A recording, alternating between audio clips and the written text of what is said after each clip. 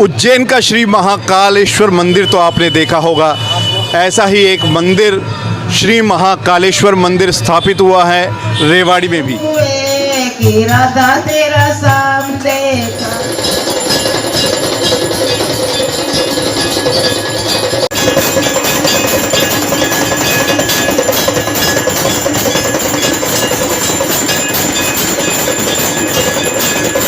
रोज सुबह 5:15 बजे बाबा की भस्म आरती होती है और मंदिर में सावन के माह में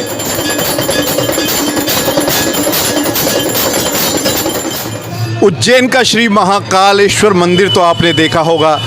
ऐसा ही एक मंदिर श्री महाकालेश्वर मंदिर स्थापित हुआ है रेवाड़ी में भी। जी हाँ, हम इस वक्त खड़े हुए हैं कालका रोड स्थित रामकुई में। रामकुई का जो मंदिर है, यहाँ पर श्री महाकालेश्वर मंदिर की स्थापना की गई है। करीब 1 माह पूर्व ही यहाँ बाबा का शिवलिंग स्थापित किया गया है। अहम बात यह है कि उज्जैन के महाकालेश्वर मंदिर की तरह ही यहाँ शिवलिंग को स्वरूप दिया गया है। हर रोज़ सुबह 5:15 बजे बाबा की भस्म आरती होती है और मंदिर में सावन के माह में सुबह शाम आरती के समय सैकड़ों की संख्या में लोग यहाँ बाबा के दर्शन करने के लिए आते हैं। आज हम बात करेंगे इस मंदिर के स्थापना के पीछे के रहस्यों को और जानेंगे क्या पूरी मंदिर की महिमा है। पंडित जी, कब स्थापित हुआ ये महाकालेश्वर मंदिर? और ये क्या हमारा मंदिर 20 जून को स्थापित हुआ था, करीब 1 महीना पहले। इसका उद्देश्य ये है कि हमारे दिल की एक इच्छा थी कि हम हर दूसरे तीसरे महीने महाकाल जाया करते हैं, लेकिन हमने बाबा से अरदास की कि बाबा आप रेवाड़ी के भी राजा बन जाओ, उज्जैन के राजा तो हो ही।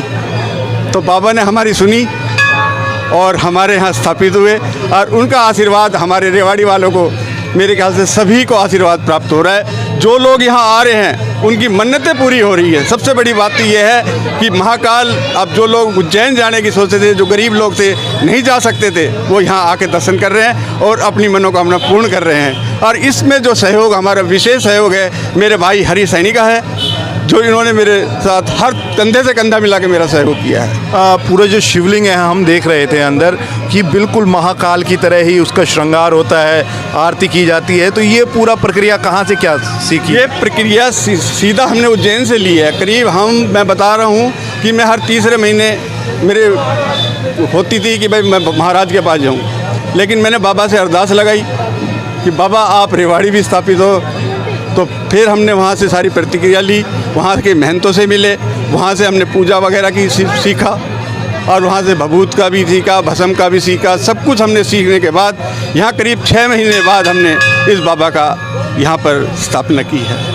तो जैसा कि बता रहे थे कि उज्जैन के राजा को रेवाड़ी का भी राजा बनाया गया है। हमारे साथ है हरि सिंह सैनी जी, ये कुछ महत्वपूर्ण बातें बता रहे थे बेलपत्री के नीचे। सैनी साहब, क्या पूरा है? ये तो एक सहयोग हुआ है जो उज्जैन से महाकाल जी यहाँ आके पधारे हैं।